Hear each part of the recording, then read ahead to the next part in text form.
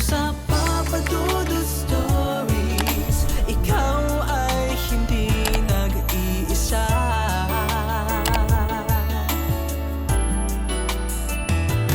Dito sa Papa Dudut Stories, may nagmamahal sa'yo.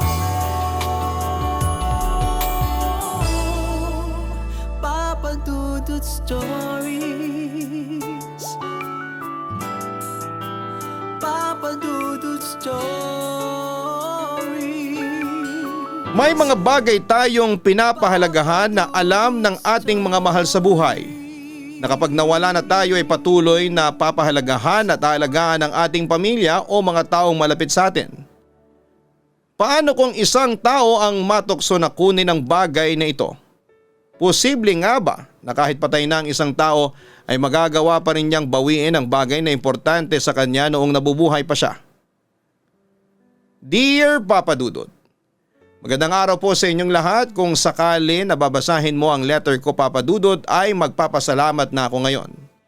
Tawagin niyo na lamang po ako sa pangalang Abel.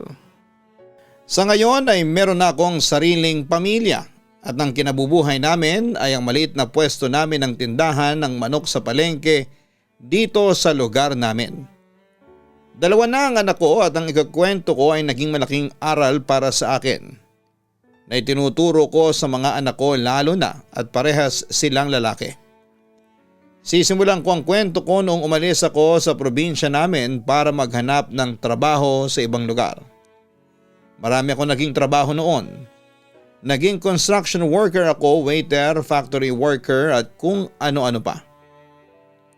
Kapag natapos na ang kontrata ko sa isa kong trabaho, ay hindi ko hinahayaan na matagal akong matitengka. Talagang gumagawa ako ng paraan para magkaroon kaagad ng bagong trabaho. Bukod kasi sa may binabayaran akong upa sa boarding house, ay every month din akong nagpapadala noon ng pera sa pamilya ko. Ako kasi ang panganay at parang karamihan naman sa isang pamilya na hindi mayaman ay kinakailangan na tumulong ang panganay kapag meron na siyang kakayahan. Wala namang problema yon sa akin, Papa Dudut, mulat ako sa kahirapan ng pamilya ko at isang kasiyahan sa akin ang makatulong sa pamilya ko sa abot ng aking makakaya. Lahat kasi ng kapatid ko ay nag-aaral pa. May trabaho naman si tatay pero pa-extra lamang siya. Kung minsan ay wala rin siyang nagiging trabaho. Depende kung merong kukuha sa kanya na karpintero o kung ano-ano pang trabaho na kaya niyang gawin sa probinsya namin. Wala ko ibang pangarap noon kundi ang makaahon kami ng pamilya ko sa kahirapan. Hindi ko naman pinapangarap na yumaman kami ng sobra.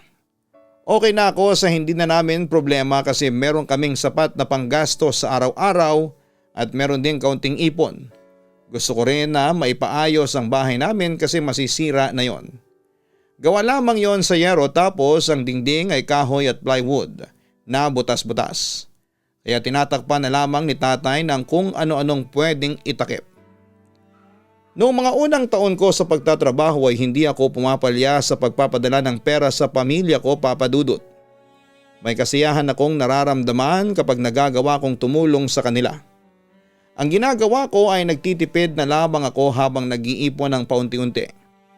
Na-realize ko kasi na dapat ay meron akong ipon para kung sakali na may mangyaring hindi inaasahan na kakailanganin ko ng pera ay meron akong madudukot kahit na papaano. Naranasan ko kasi yung nagkaroon ng sakit ang kapatid ko at kailangan niyang dalhin sa ospital pero wala kaming pera. Sobrang hirap kapag nasa ganong sitwasyon, Papa Dudut.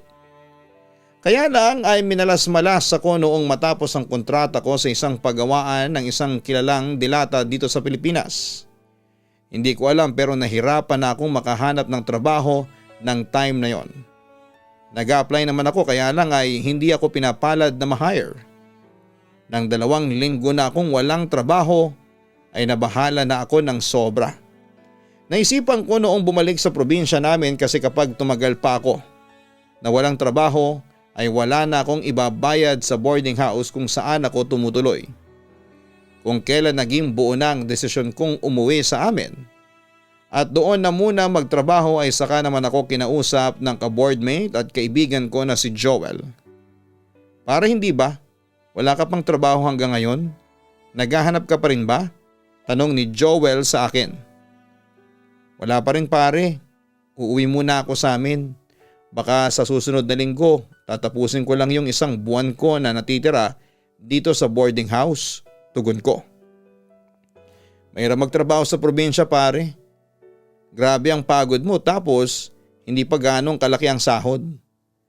May in-offer kasi na trabaho sa akin yung tita ko.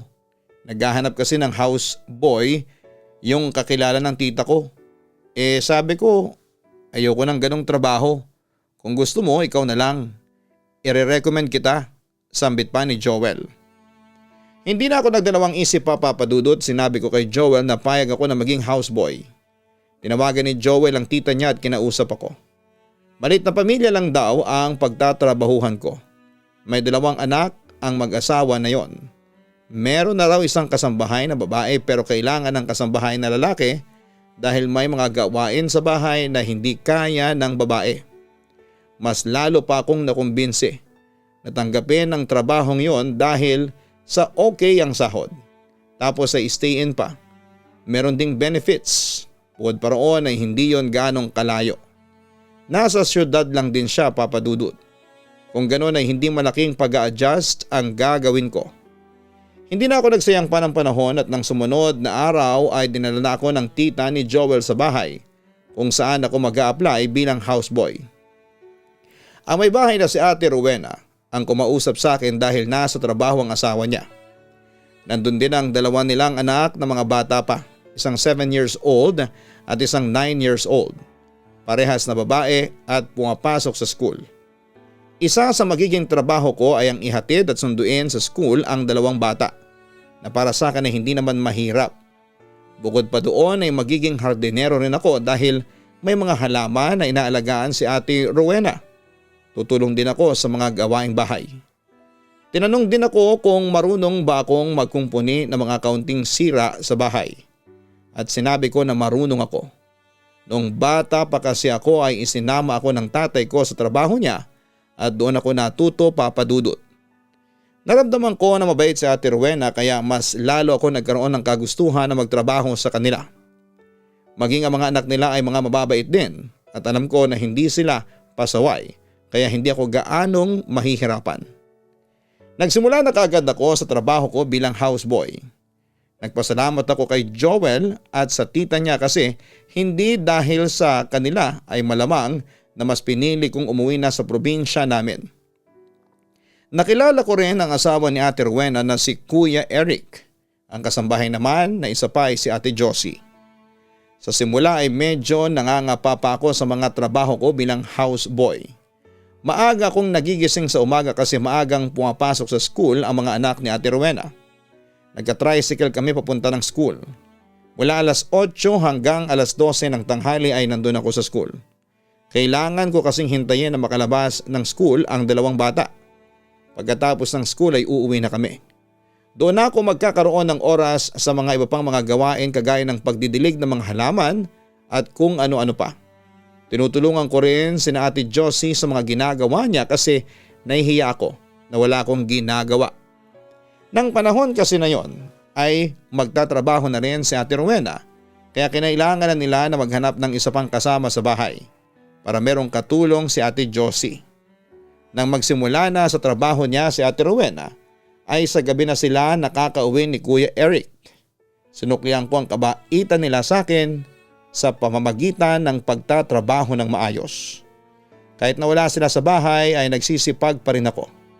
Naging close na rin kami ni Ate Josie at naging parang pangalawang nanay ko na siya. Ayon kay Ate Josie ay matagal na siya sa bahay na yon. Buntis pa lang daw si Ate Rowena sa unang baby nito ay nandun na siya. Sayang at hindi mo na naabutan si Lolo Berto. Sobrang bait nun. Hindi siya kagaya ng ibang matanda na masungit, ang sabi pa ni Ate Josie sa akin. Sino pong Lolo Berto? Tanong ko. Tatay siya ni Rowena. Kaya lang 5 taon na siyang patay. Dinapuan na kasi siya ng iba't ibang sakit. Naramdaman ko ang lungkot sa boses ni Ate Josie habang nagsasalita. Sayang nga ate, hindi ko siya naabutan. Hindi ko kasi na-experience ang magkaroon ng lolo kasi nung pinanganak ako ay wala na sila. Wika ko naman. Hindi na ako nagtaka kung mabait talaga ang tatay ni Ate Rowena dahil ganoon din mismo si Ate Rowena. Pakiramdam ko nga ay hindi ako houseboy sa bahay nila. Kahit kasi sa pagkain ay kasabay nila kami ni Ate Josie. Sabi kasi ni Ate Rowena ay kakaunti na nga lang kami sa bahay nila. Kaya dapat ay magkakasabay kaming kumakain. Sa totoo lang, bago ko tanggapin ang trabaho ko bilang houseboy, ay meron akong kaba na nararamdaman. Aware kasi ako kahit papaano na kapag maninilbihan ka sa isang mayaman na pamilya ay may posibilidad na hindi maging maganda ang trato nila sa iyo. Meron pa nga na nananakit ng pisikal at talagang gagawin kang alila. Kaya sobrang swerte ko sa pamilya ni na Ate Rowena ako napunta na hindi ako itinuring na ibang tao, Papa Dudut. Isa rin pala sa ginagawa ko sa bahay na yon ay ang paglilinis ng 3 kwarto sa itaas. Balik kwarto yon ni Ate Rowena ng 2 bata at ang isa ay dating kwarto ni Lolo Berto. Kahit nawala na ang tatay ni Ate Rowena ay nandun pa rin ang mga gamit nito. Mas lalo akong nakumbinsi na mayaman talaga sila kasi maraming koleksyon ng gintong alahas si Lolo Berto. Nakalagay yon sa isang aparador. Nalula ako sa dami ng mga yon. Alam ko na milyon ang halaga ng lahat ng mga alahas na nandun. Alam ko rin na nakuha ko na ang tiwala ni na Ate Rowena dahil hinahayaan nila ako na maglinis ng kwartong yon ng 1 beses sa 1 linggo. Kailangan din kasing punasan ng mga alahas upang mapanatili ang ganda ng mga yon. Kahit minsan ay hindi ako nasilaw na magnakaw sa mga alahas na yon, Papa Dudut. Kahit posible na sa dami ng mga yon ay hindi naman mapapansin ni na Ate Rowena kapag may kinuha ako roon kahit na isang alahas. Naisip ko na gagawin ko yon ay baka karmahin ako. Kabutihan na nga ang ibinigay nila sa akin tapos ay kasamaan pa ang isusukli ko. Isa pa hindi kami pinalaki ng mga magulang namin ng mga magnanakaw. Kahit mahirap kami ay sinasabi sa amin ng aming nanay at tatay na kahit na anong mangyari ay huwag kaming magnanakaw at manglalamang ng kapwa. Mas masarap daw sa pakiramdam na makukuha mo ang isang bagay sa marangal na paraan at kaya mong maipagmalaki sa iba. Makalipas nga ang 1 buwan ay nasanay na ako sa mga trabaho ko bilang houseboy. Hindi pa rin nagbago ang pakikitungo sa akin ng mga tao sa bahay na yon. Kahit yung 2 bata ay naging ka-close ko na rin. Hindi sila pasaway, kaya sobrang dali nilang alagaan. Nang matanggap ko na ang unang sahod ko ay pinadala ko kaagad sa pamilya ko ang malaking bahagi noon. Nagtira na lamang ako ng kaunti para sa sarili ko at para sa perang iniipon ko. Hindi ko naman kailangan ng malaking pera dahil lahat ay libre sa bahay ni na Ate Rowena. Mula sa pagkain, mga toiletries at kung ano-ano pa. Kaya kahit na hindi kasing laki ang sahod ko roon, sa mga previous jobs ko ay masasabi ko na mas okay doon. Kasi halos buo kong nakukuha ang sweldo ko at hindi ko na kailangang bumili ng mga bagay na kailangan ko. Kaya naman pinangako ko sa aking sarili na pagbubutihin ko ang trabaho ko at hindi ko sisirain ang tiwala na ibinigay sa akin ni na Ate Rowena para mas magtagal ako sa kanila. Naniniwala ako na sa kabutihang ipinakita nila sa akin ay deserve din naman nila Ate Rowena ang ganong klase ng serbisyo mula sa akin. Kahit na ilang beses na akong naglinis ng kwarto ni Lolo Berto ay hindi pa rin nababawasan ang pagkamangha ko sa mga alahas niya. Isang araw ay napag-usapan namin ni Ate Josie ang tungkol sa mga alahas na yon. Nalaman ko kay Ate Josie na dati pala talagang koleksyon ni Lolo Berto ang mga gintong alahas. Naikwento raw kasi yon ni Ate Rowena sa kanya. Nung una raw ay nagbabay and sell si Lolo Berto. Pero nang magkaedad na ito ay hindi na nito ginagawa yon at ginawa na lamang nitong koleksyon ng mga alahas nito. Dumami na yon ng dumami hanggang sa binawian na ito ng buhay. Bakit din nalang ibenta ni na Ate Rowena yung alahas ni Lolo Berto? Tanong ko. Naku, hindi yan mangyayari kasi bago mawala si Lolo Berto ay sinabi niya na huwag ibibenta ang mga alahas niya. Koleksyon niya kasi yon. Sinusunod yon ni na Rowena bilang respeto sa alaala ng tatay niya. Pero hindi ko rin alam kung mapapanindigan ba nila. Hindi rin kasi natin hawak ang mga mangyayari sa mga susunod na araw. Tugon pa ni Ate Josie. Sa bagay, saka sa tingin ko hindi na kailangang magbenta ng alahas ni na ate kasi maayos naman ang trabaho nila ni Kuya Eric, hindi ba? Ang sabi ko. Oo naman, tama ka dyan. Hindi na nila kailangang ibenta ang mga alahas ni Lolo Berto, pagsang-ayon pa ni Ate Josie. Kahit nalaman ko noon na merong namatay sa bahay na yon, ay hindi ko naramdaman ang takot, Papa Dudut. Lalo na at nalaman ko na mabait si Lolo Berto. Sa tuwing naglilinis ako sa kwarto niya ay wala naman akong nararamdaman na kakaiba na pwedeng maging dahilan para matakot ako. Isa pa si Ate Josie na mismo ang nagsabi sa akin na simula noong mamatay si Lolo Berto ay hindi ito nagparamdam sa kanila. Sa pangatlong buwan ko sa bahay ni na Ate Rowena ay doon na ako unti-unting naka-experience ng mga bagay na kahit ako ay hindi ko maipaliwanag. Nagsimula yon sa pakiramdam na hindi ako nag-iisa kapag naglilinis ako sa kwarto ni Lolo Berto. May mga pagkakataon na may mga bagay ako na nami-misplace at bigla na lamang lumilitaw sa ibang lugar ng bahay. Pakiramdam ko tuloy ay pinaglalaruan ako na hindi ko maintindihan. Papa Dudut, dahil sa mga alam ko ay wala namang nagpaparamdam na multo sa bahay na yon, ay hindi ko yon binigyan ng kung anong kahulugan. Hanggang isang araw, day off ko. Nagpaalam ako kina Ate Rowena na makikipagkita ako sa kaibigan kong si Joel. Matagal-tagal ko na rin kasi silang hindi nakikita ng mga kaibigan ko sa dating boarding house kung saan ako nakatira dati. Sinabi ko na uuwi rin ako sa gabi kaya umiram ako sa kanila ng duplicate key sa gate at sa main door. Umaga pa lamang ay umalis na ako at pinuntahan ko sina Joel sa boarding house. Nagdala ko ng pagkain para pasalubong sa kanila. Tuwang-tuwa sina Joel nang sabihin ko na mas okay ako sa bago kong trabaho. Doon na rin ako nag-dinner at pagkatapos ay nagkayaan kaming uminom.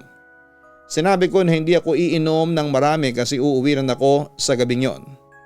Bandang alas 11 ay nagpaalam na ako na aalis na ako. Baka kasi wala na akong masakyan na jeep kapag nagtagal pa ako.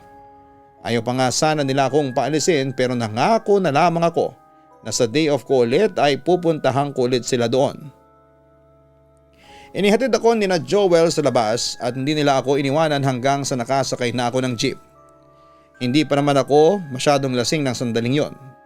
Talagang nagtira ako ng pang-uwi saka meron pa akong trabaho sa susunod na araw.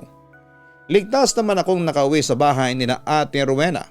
Pagpasok ko ng bahay ay patay na ang lahat ng ilaw sa salas. Dumiretso ako ng banyo para magbawas. Paglabas ko ay may narinig ako naglalakad sa hagdanan na parang may taong bumababa. Palakas kasi ng palakas yung yabag ng paa kaya inisip ko na merong bumababa, Papa Dudut. Bumalik ako sa sala at tumingin ako sa may hagdan. Meron ako nakitang bulto ng isang lalaki na nakaupo sa may bandang gitna ng hagdanan. Kitang-kita ko sa dilim yung hugis ng katawan niya. Nakabukaka siya at nakapatong ang kamay niya sa tuhod niya. Hindi ko masabi na si Kuya Eric yon kasi medyo maliit yung lalaking nasa hagdanan. Matangkad at malaking lalaki kasi si Kuya Eric, Papa Dudut. Maya-maya ay nakita kong ngumiti siya. Kahit madilim ay nakita ko ang ngipin niya. Hindi ko alam pero biglang nagtaasan ang balahibo ko sa braso. Kinilabutan ako ng sobra. Hindi ko magawang tawagin yung lalaki kasi hindi ko alam kung sino siya, Papa Dudut. Kaya naisipan ko na buksan ang ilaw at habang kinakapa ko ang switch ng ilaw ay hindi ko inaalis ang mata ko sa lalaki sa hagdan. Nang mapindot ko ang switch ay lumiwanag sa buong sala at nagtaka ako kasi bigla na lamang siyang nawala. Alam ko sa sarili ko na hindi ako ganong lasing noon. Kaya naman sigurado ako na hindi imagination ang nakita kong lalaki. Nang ma-realize ko na baka multo o kung anong nilalang, ang nakita ko ay takot na takot akong napatakbo sa kwarto namin ni Ate Josie. Umiga kaagad ako kahit na hindi pa ako nakakapagpalit ng damit at pinilit kong matulog na lamang. Pero dahil sa sobrang takot ko ng oras na yon ay nahirapan ako makatulog, Papa Dudut. Hindi ko magawang alisin sa isipan ko yung lalaking nakita ko sa hagdanan dahil malakas ang pakiramdam ko na hindi siya tao o hindi siya buhay, Papa Dudut. Madaling araw na nang magawa kong makatulog. Mabuti na lamang ay alam na ng katawan ko kung anong oras ako magigising. Kaya kahit kaunting oras lang ang tulog ko ay automatic akong nagising ng maaga. Wala namang pasok sa school ang mga bata pero kailangan ko pa rin gumising ng maaga dahil kailangan kong tulungan si Ate Josie sa pagluluto ng almusal namin. Pagdating ko sa kusina ay nandoon si Ate Josie. Naghahanda na siya ng mga lulutuin niya. Panay ang hikab ko at ramdam ko ang labis na antok. O bakit bumangon ka kaagad? Mukhang kulang pa ang tulog mo. Ayos lang na matulog ka muna. Ako nang bahala dito, ang sabi pa ni Ate Josie. Okay lang ate. Hindi ko kayang matulog ulit tugon ko. Tinulungan ko na si Ate Josie sa paghahanda ng almusal at hindi ko naiwasan na maalala yung nakita kong lalaki na nakaupo sa hagdanan nang umuwi ako noong nakaraang gabi. Inisip ko kasi kung totoo ba talaga na nangyari yon o baka dala lamang ng aking kalasingan. Pero hindi naman yon ang unang beses na nalasing ako at wala namang ganong nangyari sa akin dati. Ayos ka lang ba, Abel? Kanina ka pang nakatulala dyan. Alam mo magpahinga ka na lang muna. Mukhang wala ka pa sa wisyo, ang natatawang sambit pa ni Ate Josie. Ayos lang talaga ako ate, may naisip lang ako bigla, tugon ko. Ano ba yon? May problema ka ba? Tanong pa ni Ate Josie. Ate, naniniwala ka ba sa multo? Doon na ako nagkaroon ng lakas ng loob na magtanong tungkol sa gumugulo sa isipan ko ng umagang yon. Ayon kay Ate Josie ay naniniwala siya sa mga multo. Dati raw ay nakita niya ang kaluluwa ng namatay niyang tatay sa bahay nila sa probinsya. Hindi niya raw yon makakalimutan kasi una at huling beses niyang nakitang multo ng tatay niya simula nang mamatay ito. Tinanong ni Ate Josie kung bakit bigla ko yung tinanong. Hindi na ako nagdalawang isip na sabihin sa kanya yung nangyari noong nakaraang gabi. Nagtaka si Ate Josie kasi sa tagal na raw niyang nakatira sa bahay ni na Ate Rowena ay walang multo na nagpakita sa kanya. Nilarawan ko pa sa kanya iyong lalaki at ang pagkakaupo noon sa may hagdanan. Matapos kong i-describe yung lalaki ay napansin ko na namutla si Ate Josie. Hindi agad siya nakapagsalita na para bang kilala niya ang lalaking yon, Papa Dudut. Huwag ka nalang maingay kina Rowena ha. Pero sa hula ko ay si Lolo Berto ang nakita mo na nakaupo sa hagdan. Paborito niya kasing umupo doon kagaya ng sinabi mo. Pabulong na wika ni Ate Josie. Paanong si Lolo Berto? Hindi ba patay na siya? Ang sabi ko. Oo nga pero baka kaluluwa niyang nakita mo. Diyos ko, kinikilabutan ako. Bakit naman kaya magpapakita sa'yo si Lolo Berto? Ang nagtatakang tanong ni Ate Josie. Mahigpit na ibinili ni Ate Josie sa akin na huwag kong babanggitin kay Ate Rowena ang nangyari sa akin kasi malulungkot daw ito. Kapag naaalala raw kasi nito si Lolo Berto ay hindi nito maiwasan ang malungkot ng sobra, Papa Dudut. Doon na nagsimula ang madalas sa pagpapakita ni Lolo Berto sa akin. Minsan ay nakikita ko siya sa gilid ng aking mga mata. Naglalakad siya ng mabilis tapos ay bigla na lamang mawawala. Pero mas madalas ay sa hagdan ko siya nakikita lalo na tuwing madilim sa may sala. Nagkaroon na rin ako ng takot na maglinis sa kwarto niya kasi malakas talagang pakiramdam ko na nandun siya at nanonood lamang sa akin.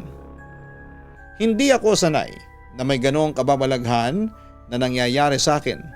Matatakotin kasi talaga ako, Papa Dudut, pero dahil sa kailangan ko ng trabaho ay nagtiis ako noong una.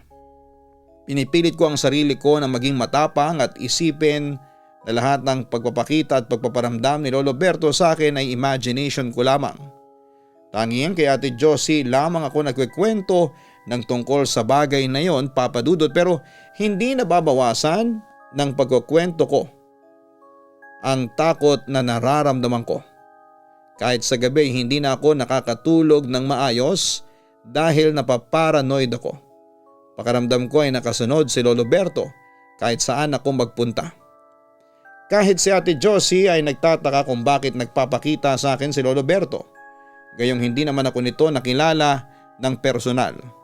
Para bang nakatuwaan lang niya akong multuhin kasi nalaman niya na matatakotin ako. Palagi ring ipinapaalala ni Ate Josie sa akin na magdasal. Makakatulong daw yon para hindi ako matakot. Isa pa'y wala naman daw akong dapat na ikatakot kasi mabait si Lolo Berto. Hindi raw niya ako sasaktan. Pero kahit napapadudot, multo pa rin yon. Kahit pa mabait siya ay alam ko naman na hindi na siya buhay. Napapaisip na ako na mag-resign na dahil alam ko sa sarili ko na kapag nagtagal pa ako sa mga ganong kababalaghan ay baka mawala na ako sa sarili kong katinuan. Hanggang sa nabuo na sa utak ko na umalis doon at naghahanap lamang ako ng magandang pagkakataon para ipalam yon kina Ate Rowena. Kahit pa okay na ako sa trabaho at sahod ko roon ay mas pinili ko pa rin ang peace of mind. Naisip ko na uuwi muna ako sa probinsya namin, magpapahinga ako kahit na 1 buwan tapos ay maghahanap ulit ako ng trabaho. Matapos kasi ang lahat ng nangyari sa akin ay talagang kailangan ko ng pahinga, Papa Dudut. Isang araw ay nagkaroon na ako ng lakas ng loob na sabihin kay Ate Rowena na mag-resign na ako dahil kailangan kong umuwi sa probinsya namin. Nalungkot si Ate Rowena sa mga sinabi ko. Pinigilan pa nga niya ako at nag-offer na tataasan ang sahod ko. Pero buo na talaga ang aking desisyon na umalis na sa bahay nila para matigil na ang pagpaparamdam ni Lolo Berto sa akin. Sinunod ko pa rin ang sinabi ni Ate Josie na huwag kong babanggitin si Lolo Berto kay Ate Rowena. Hindi ko na lang sinabi kay Ate Rowena na nakikita at nagpaparamdam sa akin si Lolo Berto. Alam ko na napilitan lamang si Ate Rowena na tanggapin ang pag-alis ko. Pero nakiusap siya sa akin na bigyan ko pa sila ng kahit na 1 linggo para makahanap ng kapalit ko at pumayag naman ako. Mabigat sa loob ko ang gagawin kong pag-alis kina Ate Rowena. Dati kasi naisip ko na doon na ako magtatrabaho ng matagal o pwedeng forever na. Sobrang bait kasi ng pamilyang iyon, Papa Dudut. Wala akong masasabing negative sa kanila. Kaya lang ay kailangan kong unahin ang sarili ko kesa sa mamatay ako sa sobrang takot. Isang umaga naglilinis ako noon sa kwarto ni Lolo Berto. Nang buksan ko ang lagayan ng mga alahas niya ay isa-isa kong tinignan yon. May nakita akong isang kahon na nakalagay sa pinakasulok. Parang sinadyang itago yon. Kinuha ko ang kahon at sa pagbukas ko ay nakita ko ang isang gintong relo. May mga diamond pa yon na talagang nagandahan ako sa relo na yon, Papa Dudut. Hindi ko alam pero parang may demonyong bumulong sa akin. Nanakawin ko ang relo na yon dahil malaki ang maitutulong nun sa akin at sa pamilya ko kapag naibenta ko. Hindi na ako nagkaroon ng pagdadalawang isip at kinuha ko ang relo. Isinama ko ang kahon. Tinapos ko ng mabilis ang paglilinis ko doon at lumabas na ako. Ibinalot ko sa pamunas yung kahon na may relo at dumiretso ako sa kwarto namin sa ibaba. Itinago ko ang relo sa mga damit ko at ibinalot ko yon sa mga damit at isiniksik sa pinakailalim ng aking bag. Hindi ako pinalaki ng mga magulang ko na magnanakaw, Papa Dudut. Pero ng mga oras na yon, ay aaminin ko na nasilaw ako at alam kong mali yon. Nang sumunod na araw ay dumating na ang kapalit ko. Lalaki rin siya pero mas may edad sa akin. Ang sabi sa akin ni Ate Rowena ay pwede na akong umuwi sa probinsya namin kahit na anong araw na gusto ko. Nagpasalamat siya sa akin sa serbisyo na ibinigay ko sa kanila. Kapag daw naisipan kong bumalik sa kanila ay wala raw problema. Kinabukasan ay nag-impake na ako. Ibinigay na ni Ate Rowena ang huling sahod ko at nandun silang lahat nang paalis na ako. Tinanong ko si Ate Rowena kung gusto ba nilang i-check ang bag ko. Tiwala ko na ipapacheck ang bag ko kasi nasa bulsa ko yung relo. Yung kahon naman ay itinapon ko na sa basurahan at nakolekta na ng basurero. Parang kinurot ang puso ko nang sabihin ni Ate Rowena na hindi na niya kailangang i-check ang bag ko kasi may tiwala siya sa akin. Nang makauwi ako sa amin ay nagulat ang buong pamilya ko. Akala pa nga nila ay magbabakasyon lamang ako. Naunawaan naman nila na kailangan ko magpahinga ng 1 buwan. Ang sabi ko ay extra rin ako kahit papaano sa trabaho ni tatay para meron din akong kikitain kahit na papaano. Inisip ko noon na kung ano ang gagawin ko sa relo na ninakaw ko, Papa Dudut. Nagpunta ako sa bayan at pinatingin ko sa isang sanglaan. Tunay na ginto talagang relo. At kahit ang diamonds ay totoo din. Nang sabihin sa akin ang pwede kong makuhang pera kapag binenta o sinangla ko yon, ay nalula ako ng sobra. Malaking halaga kasi yon, Papa Dudut, at alam ko na hindi ko yon kikitain kahit na isang taon akong magtrabaho. Sinabi ko na pag-iisipan ko muna kung isasangla ko ba ang relo na yon at umuwi muna ako sa amin. Ang akala ko dati kapag wala na ako sa bahay ni na Ate Rowena ay magkakaroon na ako ng peace of mind. Ang buong akala ko ay hindi ko na makikita si Lolo Berto, pero nagkamali pala ako. Siguro ganun nga sana ang mangyayari, pero dahil sa mga ninako kong gamit ni Lolo Berto ay hindi niya talaga ako patatahimikin kahit saan ako magpunta. Hindi ko muna ibinenta o isinangla ang relo ni Lolo Berto. Itinabi ko yon. Hindi ko yun ipinakita sa kahit na sino sa pamilya ko kasi alam ko na magtataka sila kung paano ako nagkaroon ng ganong klase ng alahas. Ang totoo ay nagkaroon na ako ng pagsisisi ng panahon na yon kung bakit ko yun ninakaw. Napakabait ni na Ate Rowena sa akin, pero nagawa ko pa rin yon sa kanila. Isang gabi kakatapos ko lamang maligo, yung banyo namin ay nakahiwalay sa mismong bahay namin. Nasa likod ng bahay ang aming banyo, Papa Dudut. Habang naglalakad ako ay natigilan ako nang may nakita kong lalaki na nakatayo sa unahan ko. Madilim sa pwestong kinakatayuan ng lalaki kaya hindi ko alam kung sino siya. Pero kung titingnan ay kasing taas siya ng tatay ko. Kaya nakala ko na si tatay yon. Tinawag ko pa nga ng tatay yung lalaki, pero hindi siya sumagot. Nakita ko siya naglakad papunta sa loob ng bahay namin. Pumasok na rin ako sa bahay namin. Nakita ko si nanay na nagtitiklop ng mga damit habang nanonood ng TV. Nagulat ako nang nakita ko na pumasok si tatay sa bahay na may dalang isang bote ng beer. "Saan ka galing, tatay?" ang nagtataka kong tanong. "Sa labas, bumili ako ng beer. Pampaantok. Gusto mo rin ba?" Casual na sagot pa ni Papa. "Nakita po kasi kita kanina na nakatayo sa labas tapos pumasok ka dito." "Ibig sabihin hindi ikaw yun, tay?" Naguguluhan kong tanong. "Hindi kanina pa ako nasa tindahan. Napatambay kasi ako doon," sagot pa ni Papa. Tinawanan pa ako ni tatay at aniya ay para raw akong lasing kahit na hindi ako umiinom ng beer. Kung ano-ano raw ang nakikita ko. Tumawa na lang din ako kahit ang totoo ay medyo nagkaroon ako ng hinala na si Lolo Berto ang nakita ko ng gabing yon, Papa Dudut. Kahit nakahiga na ako para matulog ay hindi maalis sa isipan ko na baka sinundan ako roon ni Lolo Berto dahil may gamit siya na ninakaw ko noong umalis ako kina Ate Rowena. Hindi pa yon ang naging huling beses na nagparamdam si Lolo Berto sa akin. Isang madaling araw, nagising ako sa dahilan na hindi ko alam. May nakita ako na lalaking nakatayo sa isang sulok at kahit yung silhouette lang niya ang nakikita ko ay ramdam kong nakatingin siya sa akin, Papa Dudut. Maraming beses din na may narinig akong boses ng matandang lalaki na tinatawag ang pangalan ko, lalo na kapag mag-isa ko.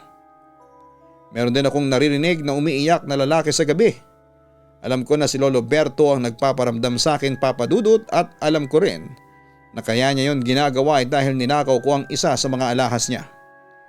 Hanggang sa naging buo na ang aking desisyon na ibalik ang relo kina Ate Rowena. Kaya lang ay natatakot ako na baka ipakulong nila ako o kasuhan kapag nalaman nila na nagnakaw ako sa kanila bago ako umalis. Pero hindi ko na kinaya ang takot at konsensya na nararamdaman ko ng panahon na yon. Kahit pa malaki ang chance na makulong ako ay sinabi ko sa sarili ko na ibabalik ko ng relo at haharapin ko ang anumang resulta ng maling bagay na nagawa ko, Papa Dudut. Alam ko na kahit ibalik ko ang relo ay hindi pa rin tama ang pagnanakaw na ginawa ko. Hindi pa rin noon maitatama ang maling nagawa ko sa pamilyang kabutihan ang ibinigay sa akin. Hindi ko na pinatagal pa at makalipas ang 2 araw ay lumuwas na ulit ako ng syudad. Hindi na ako nag-text kina Ate Rowena na pupunta ako sa kanila. Kaya nang nandun na ako sa bahay nila ay nagulat si Ate Josie sa pagdating ko. Bakit daw hindi man lang ako nagpasabi? Yun nga lang ay wala noon sina Ate Rowena at Kuya Eric dahil merong pinuntahan. Gabi pa ang dating ng mag-asawa. Napansin ko na wala na yung houseboy na pumalit sa akin. Si Ate Josie na lamang ang kasambahay na nandun, Papa Dudut. Ayon kay Ate Josie, mahigit 1 buwan nang wala yung pumalit sa akin. Pinalis pala yon ni Ate Rowena dahil ninakaw daw yung paboritong relo ni Lolo Berto. Kahit anong raw ang gawin nila ay hindi talaga umamin yung houseboy. Nanindigan daw ito hanggang sa huli na wala itong ninakaw. Naawa na rin daw si Ate Rowena kaya hinayaan na lamang at pinaalis na lamang. Mas lalo akong kinain ng aking konsensya, Papa Dudut. Napayak na ako ng sandaling yon at inamin ko na kay Ate Josie na nandun ako para ibalik ang relo kasi ako ang totoong nagnakaw noon. Hindi makapaniwala si Ate Josie sa inamin ko. Inamin ko rin na halos araw-araw na nagpaparamdam at nagpapakita si Lolo Berto sa akin kasi alam kong gusto niyang ibalik ko ang relo na ninakaw ko. Ramdam ko na sobrang disappointed si Ate Josie sa akin pero maganda raw na naisipan kong ibalik ang ninakaw ko kasi yun ang pinakapaboritong relo ni Lolo Berto.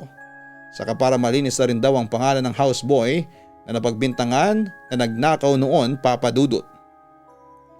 Nang dumating si Ate Rowena at Kuya Eric ay tinulungan ako ni Ate Josie na sabihin sa kanila ang kasalanan na nagawa ko. Hindi ko nakitang nagalit si Ate Rowena pero alam ko na kagaya ni Ate Josie ay disappointed din sila sa akin. Binalik ko na ang relo at sinabi ko na kung kakasuhan nila ako at ipapakulong ay tatanggapin ko. Nang oras na yon ay handa akong tanggapin ang kahit na anong parusa na ibigay nila sa akin. Hindi ko pa rin naman sasabihin ko, Abel. Nakakagulat na ikaw pala ang nagnakaw ng relo ni tatay. Pero huwag kang mag-alala. Hindi ka naman ipapakulong pero sana ay maintindihan mo kung bakit hindi ko na maibibigay ulit ang tiwalang meron ako sa iyo dati. Ang sabi pa ni Ate Rowena. Naintindihan ko po, ate. Hindi ko rin talaga alam kung ano bang pumasok sa utak ko at nagawa ko ang mga bagay na yon. Ang wika ko naman. Umalis ako sa bahay ni Ate Rowena at bumalik sa probinsya namin na merong dalang malaking panghihinayang. Totoo nga na nasa huli ang pagsisisi. Kahit alam ko ang hindi magandang resulta ng pagnanakaw na ginawa ko ay tinuloy ko pa rin yon. Nakakapanghinayang na meron akong nakilalang mga tao na mababait pero mas pinili ko na gawan sila ng hindi maganda. Kaya hindi ko rin masisisi sina Ate Rowena kung tuluyan nila akong inalis sa buhay nila.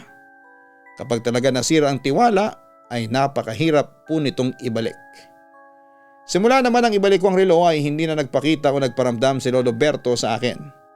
Kaya alam ko na ang relo ang pakay niya sa akin. Yun nga lang ay hindi ko na nalaman ang dahilan kung bakit siya nagpapakita sa akin bago pa ako magnakaw sa kanya.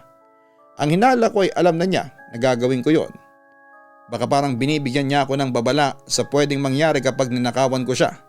Yun nga lang ay hindi ko nakita yon at tinuloy ko pa rin na kuhain ang isang bagay na importante sa kanya noong nabubuhay pa siya. Tuluyan ang naputol ang ugnayan namin ni Ate Rowena. Wala na akong naging balita sa pamilya nila. Nahiya na rin ako mag-reach out sa kanila matapos po ang ginawa ko. Naging malaking aral na rin sa akin ang nangyaring yon at kahit kailan ay hindi na ako uulit.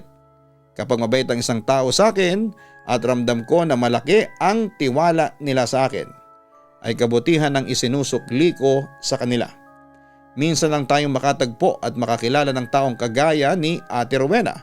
Kaya dapat lamang na huwag nating sirain ang tiwala nila sa atin dahil ako na ang nagsasabi, hindi magiging maganda ang kapalit kapag gumawa tayo ng masama. Lubos na gumagalang, Abel. Ang tiwala ay isang mahalagang bahagi ng anumang relasyon. Maging ito man ay personal o profesional. Mahirap nang maibalik sa dati ang isang tiwala na nasira na. Kaya isa dapat ito sa iniingatan nating lahat lalo na ang tiwalang ibinibigay sa atin ng ating mga taong malalapit sa atin at kabutihan ang ipinapakita sa atin. Palagi nating piliin ang maging mabuti. Oo, palaging nandyan po ang tukso upang gumawa ng masama ngunit kung likas sa atin, ang pagiging mabuting tao ay hindi mananalo ang tukso ng kasamaan sa ating mga isipan. Huwag kalimutan na mag-like, mag-share at mag-subscribe. Maraming salamat po sa inyong lahat.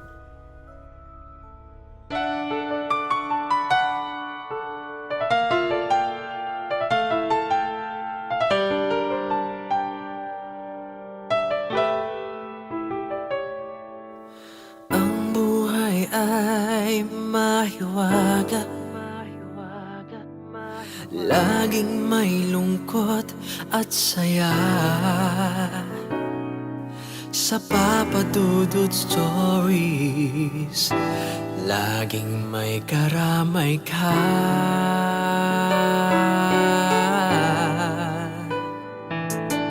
Mga problemang kaibigan,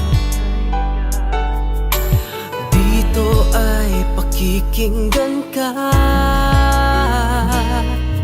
Sa Papa Dudut Stories, kami ay iyong kasama. Dito sa Papa Dudut Stories, ikaw ay hindi nag-iisa.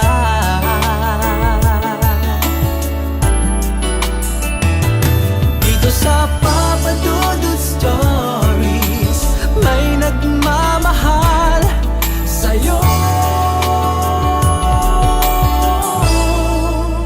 Papa Dudut Stories, Papa Dudut Stories,